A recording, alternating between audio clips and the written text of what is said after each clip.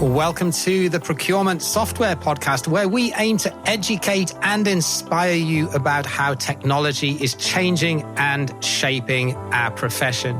The truth is, there's never been a more exciting time to be in procurement, but only if you're one of those organizations that's embracing the change and driving new developments. And this podcast is all about giving you the tools to help you get there. So buckle up and let's get right into this week's show.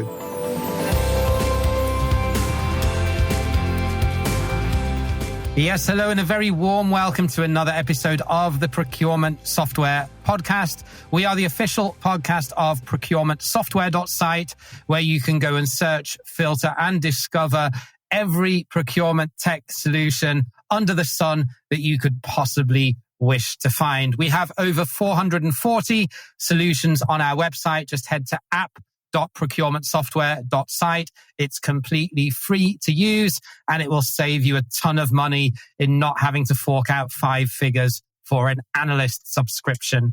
But anyhow, we're here today to talk about rebates.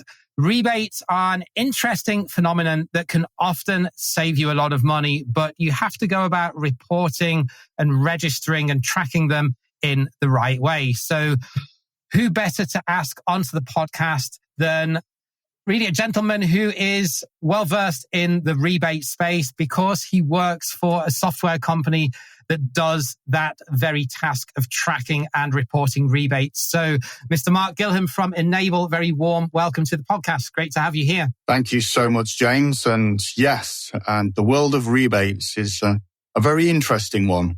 It is indeed. And it's also a very confusing one and can often be a very frustrating one for us procurement professionals, especially when it comes to dealing with finance on the topic. We're going to dig into that in just a second. But before we do, just give a quick intro to your background and how you came into this space, and then we can dive straight in. Sure. Well, I think to start with, I actually work for that other side that you just mentioned, the finance side. So I've spent my career as an accountant, mostly working with procurement professionals. So I was a former client of Enabled, and I moved over, and now I'm helping them to help their customers more so navigate this complicated landscape that you've mentioned. And so I've really seen kind of rebates from both sides. And I really do have a lot of sympathy for businesses who are trying to navigate this space and get the most from it, because unfortunately, rebates can be quite polarizing. Done well, they can really drive mutually beneficial outcomes for both you and your supplier. Badly, and you end up in dispute, you end up with kind of self-serving commercial arrangements. And unfortunately, we see a lot of that. So I'm hoping that we can actually find a better way. Awesome. So before we dig into that, I'm just going to do a quick icebreaker. So let's assume, and if you come from the finance space, this is an interesting one to ask you. Let's assume that you're a head of procurement and you've managed to persuade your CFO to give you some budget for procurement tech. So you've got $50,000 to go out and buy some software to help your procurement team really drive change. What would you go out and buy? I think I would buy something that allows my procurement team to know their version of the truth, very much to give them the visibility on the outcomes of their hard work, so that they can optimize and improve what they do the next time around and just keep getting better. So this is very much about having visibility of the performance of everything they negotiate, and really understanding what kind of margins are we making post-negotiation? How are our suppliers tracking? How are they performing? So really allowing our procurement professionals to know exactly what is going on in their space, so that they can have more informed conversations with their suppliers. That would be a couple of different platforms, most probably. If you've got rebates and they're important, you're going to need that, because you need to know what's actually going on in your rebate space. You're going to need a tool to visualize a lot of this. So we talk about BI or business intelligence tools. You might need something to do some other calculations, what's going on with the discounts, this kind of thing. And I'll be looking for something that just pulls it all together and gives you a nice picture of what's going on in your procurement landscape. Got it. And you could also incorporate procurement performance management that tracks projects from inception through to delivery, and then savings and validating that with finance in that space as well, couldn't you? And in the same vein, you could also make an argument for contract lifecycle management tools, especially the ones that manage post-signature, actually how that contract lives and is implemented within the organization beyond just the authoring, negotiation, approval, and signature piece that's more sort of upstream. Yeah, I think a lot of people don't realize that procurement is not a one conversation a year we sign a contract. It's an ongoing piece, and there's amendment and all sorts that is happening in the world of procurement, and being able to facilitate all of that and have visibility of it is really important. And the last thing you want is to have internal communication challenges, for example, with your finance team, because you're not really adding value when you're talking to your finance team. You're adding value when you're talking to your suppliers. And so the more time you can free up to actually be making and negotiating the best possible contracts, the better, in my opinion. I love that. And I know exactly what's going to be my 45-second video snippet at the end of this interview now. No, didn't ask you to script that, I promise. But yeah, you've got it in a nutshell. So if we talk a little bit then about rebates, just for the sake of anyone that's listening to this that's maybe come from the more indirect or tail spend space, that maybe not familiar with rebates for volume type of products. Typically, not always, but oftentimes rebates are more associated with raw materials and direct spend. So could you maybe just give just a 2 or 3 minute 101 of the different types of rebates that you see, the scenarios under which we often see them, and then we can move on to some of the common challenges or perhaps frustrations of getting that reported and visible within a procurement team's performance, typically within an organization? Sure. I think I see rebates on both sides, so on the indirect and the direct side. On the indirect side, I find, unfortunately, they're probably not managed as well. And the types of rebates we actually see are, on the indirect side, is very much volume orientated. The more business we do, the cheaper it's going to get type of thing. And I see it in all walks of indirect. So I've seen it in utility bills. So telecoms is a key one. I've seen it in lease vehicles, where each vehicle has a mileage allowance. And if you return the vehicle at the end of its contract under the mileage allowance, you get a credit.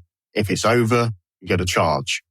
And generally with the recent years we've had, where cars haven't been on the road as much as you'd think in 2020, 2021, and when we're all at home and the new kind of working, there's been a lot of cars under mileage. So seen some big rebates there. Recruitment and sourcing is huge. But rather than trying to negotiate up front a really competitive rate per placement, when it's difficult for the person you're negotiating with maybe to trust you that you're going to give them 100 placements this year. You can actually negotiate a competitive rate, but then say, what if we do 100? What's that then worth to you? And they don't have to pay if you don't do it. And so I see a lot of these types of arrangements as well. So these are all forms of rebates, which is perform first, we'll pay you later. And they're great if you're coming from a position of weakness. And I would also say you don't have to do this with your biggest suppliers. You can actually do this even in some of the smaller suppliers, because how often do we think it's going to be small, and then we spend a lot of money with them. Once you've spent the money, it's very difficult to go back and say, I want a better deal. Lining these things up first, you don't lose anything if you don't hit the target, but you win if you do. If that makes sense. So I see that in the indirect space. On the direct space, I see these contracts becoming a lot more commercial. They're a lot more about how are we actually bringing this product or service to the end consumer? How do we align all of our efforts so that we're all pulling in the same direction? And then the other one that I see is there's a lot of negotiations where nobody really wants to publish the net agreed contractual terms. So you have a discount and then you have this rebate structure to make sure the water is as murky as possible so that nobody really knows what's happening, which in some cases is great until the negotiators don't actually know really where they're at as well. And they're the kind of the rebates that, in my opinion, maybe get too complicated. And I'm not a big fan of complication for the sake of complication. Yeah, I've seen that a lot on spare parts as well, and particularly with OEMs where they have quite a murky relationship with what the individual price list is in their different countries and the different types of rebates that they apply depending on their relative strength or weakness in that market. So yeah, I completely would concur with that. You're a great person to ask this if you come from the finance space originally, but one of the things that I found as a procurement professional, as a category manager, where I'd often been offered or proposed, or even where I'd proposed on the other side of the table, a rebate structure, was that's all well and good, and both buyer and supplier can often see the benefits of working under that type of structure. But then when it comes to reporting it, a finance person then would typically turn around and say, well, that's great that you've got 1 million rebate this year, but if you don't deliver the same next year, then that will be, for accounting purposes, marked as negative purchase price variance because you're not having it year on year, essentially. What would be your tips or advice around the best way to deal with that situation while still doing the best thing for the business holistically? I've seen that, and I have seen it a lot. And one of the really important parts here is how forecasts and budgets are built by your finance team. If they build into their forecast that million will continue, then for example, you trade that million, you swap it out to actually have the discount off of the invoice price. I think it's a case of having that communication practice. If, however, it is actually that million was a 1 year only thing, and now it will no longer exist. So actually on a profitability basis, you could argue you're now 1 million worse off. Again, it is really about having the dialogue with your finance team to explain to them that this was an isolated one-off. But I wish that I could say that finance people would appreciate that and understand it, and they probably would. But whether CFOs and CEOs are going to accept we'll have 1 million 1 year and not the net is really difficult. The way that markets work, the way that shareholders work, every year has to be better than the last year, because it's not so much about a business's performance in a year, it's the trend that is often what measures how successful and how attractive a business is to invest in. So they always want to see that positive trend, if that makes sense. But it really comes down to communication.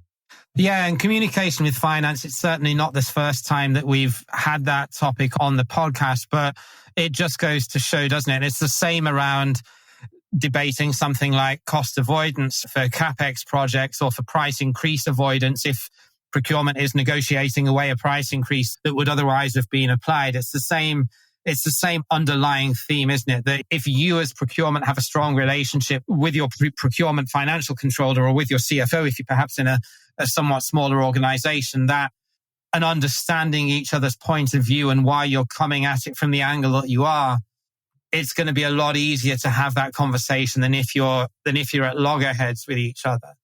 And I think part of that, giving that clarity and that transparency, which is sort of coming on to what you do as a company, is how can technology then facilitate that conversation? I know from personal experience, it's really difficult. From the finance side, my team was responsible for tracking the performance of procurement. So we were asked, what value has procurement delivered incrementally to the business this year? And that makes it really difficult for finance, because we're trying to build a partnership, but we're also being asked to police and report. And you need the relationship first and foremost. For me, you're on the same team. And I found that there's nothing better than face-to-face, spending a lot of time with your procurement colleagues, because you bring things to the table that they don't have. They bring things you don't have. And we did work as a team, whether it was that I needed to be the bad cop and start threatening a supplier because they're not paying their rebates and allow procurement to be the good cop. Whatever it is, it's a team sport. And I find that, to your point, technology helps, because if technology is reporting the performance and not somebody else marking your homework, it means that you can focus on the relationship, which is really, really useful in terms of fostering that collaboration. Got it. So other than having a nice front end and an interface that buyers and suppliers alike will find easier to populate and report in versus using Excel or SharePoint, what else does it bring to the party? Because you could use the argument to say, well, you'd have to be a pretty damn big organization to justify using a piece of software just to be a repository for different rebate agreements. I think, firstly, there is the scalability element. And so we do work with businesses of all different shapes and sizes. We are not in the habit of delivering software to businesses where it's going to cost them more for the software than the benefit it brings. That's not good for us. As a business, we want happy customers. So we need to make sure they're getting value from the software. Yes, there is a sweet spot in terms of size, but we establish that because you can have a great big business that has hardly any rebates, and then you can have a really small business with lots of rebates. So we have to assess in each scenario, and we do work out, like most software companies do, our billing as appropriate for that. What I would say is, in terms of the benefit, it goes beyond being a repository. It goes into a collaborative tool where there is a single source of truth. And what that then means is it's easy to negotiate a contract because all the negotiations happen in the platform. There are no contracts in mailboxes. So you can have the conversation, fill out the contract in the system, hit send, and it's with your supplier. And you have the full audit trail. You can have internal workflows if things need to go through your procurement director first. These things are just seamless. So you can actually see what is at what stage of negotiation. So if you're the person in charge, you can see how many of our contracts have been renewed, how many are with suppliers for signing, how many are still in negotiation, these kind of things. Once you've done all of that, then we get into the important bit, the calculations. We know rebates can be complicated.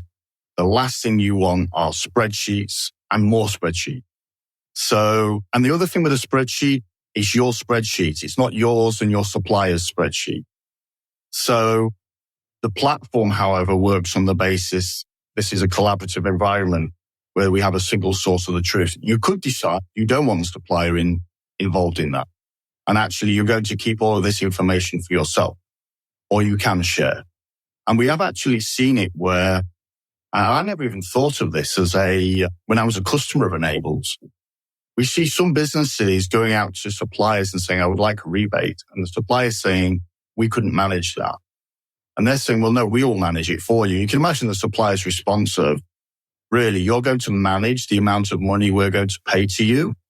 I can just see them thinking, but with something like Enable, because it's independent, they can say, well, no, it actually won't be us. It'll be this independent platform where we can put our trading data in. You could put your trading data in. The terms are agreed. It's going to report the numbers out to us. And that has actually allowed a couple of our customers to get rebates out to suppliers where they probably wouldn't have been able to in the first place. And then most importantly, it keeps procurement and finance best friends forever, because both sides are no longer fighting over visibility. And you didn't send me the email that told me that the terms are changing from March the 1st or whatever it is. It's all there for everybody to see. I'm going to dissect a little bit of what you just gave in that answer, because I think it's an important differentiation. So Enable can do quite a lot upstream in terms of the contract and commercial terms alignment and negotiation ahead of any rebates being put in. So essentially what you're saying is it does a portion of what, let's say, a traditional CLM tool would do in that sense. But then, unlike a lot of contract management tools, it will also manage then downstream post-contract signature, just like a planning and inventory tool would. A lot of the volumes and the invoices going in against that supplier to be able to, as you say, independently adjudicate whether the commercial terms are being met that would warrant when the rebate gets triggered in that sense. Yes, absolutely. In the business I worked at, it was the only tool we used when it came to procurement practices and dealing with suppliers. So we put full trading terms into Enable. So it has a fully configurable where you build out what you want your contract to look like. There's two sides to the contract. There's what we would deem the commercial terms, which are calculated. And then there's almost your fixed terms, which are ESG policies, maybe returns policies, all of this. Some people choose just to put the rebate piece in and have their contracts documented separately. Others put both in. You can actually put other PDFs in. So you could actually have your other contract and approve it through Enable as an attachment rather than Enable building out that contract. And yes, you do see where your contracts are at, when renewals are due, that kind of thing. In my opinion, it's not going to be the bells and whistles approach of contract management software. Depending on what you need, it's a very, very capable piece to manage your contract. So if you were using it then as a full stack contract compliance management tool, if you were putting contracts through there that initially didn't have a rebate or didn't have much post-contract signature tracking, would it also be able to flag instances perhaps of bad buying or areas where there were optimization potential opportunities that otherwise would not be visible to a procurement team under a normal traditional sort of SharePoint type of contract, or even using some simple tech as just a simple contract repository that doesn't do anything sort of post-signature and post and other than renewal notifications? Yeah, absolutely. So I think there was probably two sides to that. You can absolutely, and we do see it, some customers, they'll have their rebatable contracts and then they'll have their non-rebate contracts, but they put them both to Enable. And in both respects, you can track non-rebate earning spend. But to take it a step further, you could create flags to tell you the spend is more than you thought it was going to be, which then may be a prompt to go back to the supplier and say, look, things are clearly growing faster than we thought. We need to renegotiate. So it's a good way of being able to allow you to be in charge of what's happening in your organization and the spend, because in many cases as a procurement professional, you might not have direct influence over what is being spent. And with so many suppliers or vendors, trying to track all of that can be really difficult. So you can create flags to tell you when something's happening that you didn't expect. Yeah, 100%. And it all goes back to the age-old conversation of data, doesn't it? The better the data is in one single source of truth, in this case, with regard to contracts and volume of spend that's going through those, or even if it's just a blanket purchase order where you've got agreed commercial terms and volumes, if we're talking raw materials or purchase parts, it gives you that, together with the technology that can prompt you, it gives you that data around you that can apply those triggers and flashlights that, under the barrage of the day-to-day work that you're doing as a procurement professional, you're probably not going to flag. Yeah. And I see even in some of the biggest and most commercial contracts, there are still misunderstandings. And as an example, we had a contract where the rebate rate was a double-digit rate. And the thing about Enable is you can put your data in, or you can ask the supplier to put theirs in. And the beauty of that is your data might not be very good, but you don't want the supplier to know that. But so you ask the supplier to populate Enable, and then you use the supplier's data to help you validate what's going on. And we had a scenario where about 30% of what we were spending, the supplier was deeming as non-rebatable. I spoke to the procurement team and said, is this right? And they said, no, everything should be rebatable. It allowed us to go back and dissect what had been happening. And this was a 6-figure difference that if we'd have worked in our world and the supplier had worked in theirs, we'd have had a big difference at the end of the year. And we found that there was this little clause in the agreement that meant that the supplier didn't need to pay us on a certain type of activity.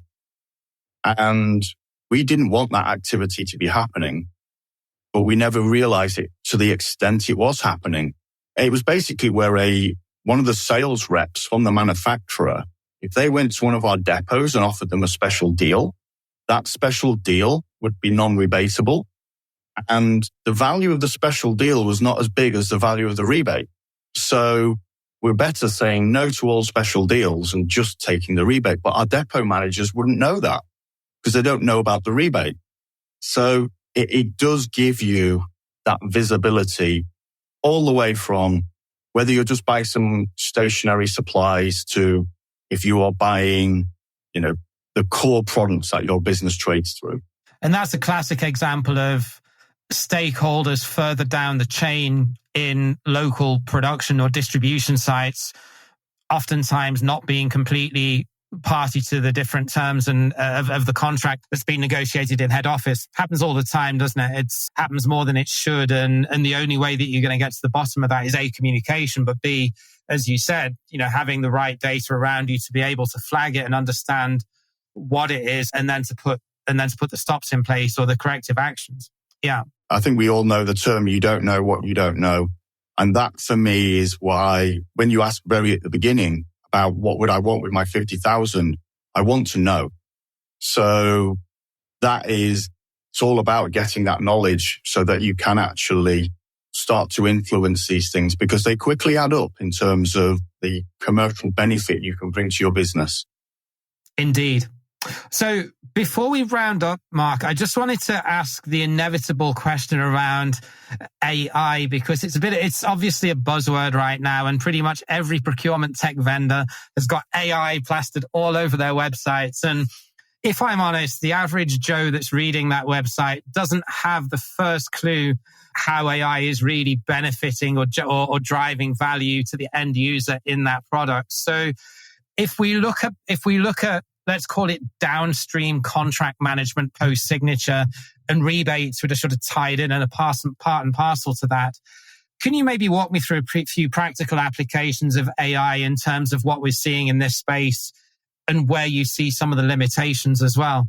Yeah, sure. For starters, I agree. AI is very exciting, and there's also a buzz around it. But likewise, there are limitations. It's a new piece of technology that, especially in the world of rebate management, the last thing you would want is for your millions or billions or thousands, whatever it is, to suddenly be managed by AI and then suddenly, we had a hallucination. Sorry. So as a business, we have to be very responsible in terms of how we deploy AI. I'm seeing it really being useful in analytical purposes, where it can look at more data points than a human can. And it can spot trends much quicker. And that is an area that, for example, Enable are going initially. We do have a roadmap where we're looking at other applications. So things like, and this is actually a bit more upstream, imagine you're negotiating and your supplier says, well, you only pay 80% of your invoices on time. And AI is listening to the call. And it turns around and says, no, the number's 90. And immediately having that available to you, or the ability, rather than filling out form, to actually free text in, these are our terms, or even better, it's just listening and it's populating this. And it then goes away and builds the contract based on what it has just listened to for the humans to then say, yes, that is correct. I always think of AI like autopilot on a plane. You still have pilot. And I think that is the reality of AI. It's always going to need that human controller. But I do see so many applications, but the biggest is being able to look at far more things than we can look at and narrow it down and help us be more insightful in everything we're doing. Got it. So I'm going to ask you a couple of quick fire questions here before we round off the interview. Don't think too much about them. It's just a little bit of fun at the end. So first one is, I'm a digital nomad. I spend my winters somewhere sunny. So if you could live anywhere in the world, if money were no object, where would that be? It would definitely be somewhere that is the great outdoors. It would be near water. I'm a dog person. I would probably buy a lake somewhere, like America's big lakes, something like that, where in the morning I can just sit on a patio with a cup of coffee, watching the dogs splashing around in the water. That for me is that kind of view of happiness. Yeah, maybe mountains in the background. Yeah, that would be my dream. Yeah, I get it. I live in the mountains part of the year and totally buy into that. And then the final one is, Mark, what's your guilty pleasure? And there's only one rule here. You've got to keep it clean. I actually had, before you even said the last bit, I already knew is cheese. I just don't think that there is any food that you can't put cheese with and it doesn't make it better. And I do a lot of traveling with work now, and cheese is probably my nemesis. I've got to ease off the cheese because, it's not good for the waistline. But that is definitely a block of cheese in the fridge is like a red rag to a bull for me. So if you're going on a business trip to Spain or Italy, then it's game over, I guess. It certainly is. And yes, I wouldn't say I'm a cheese connoisseur. It can be a block of cheddar, can be a brie, can be a blue.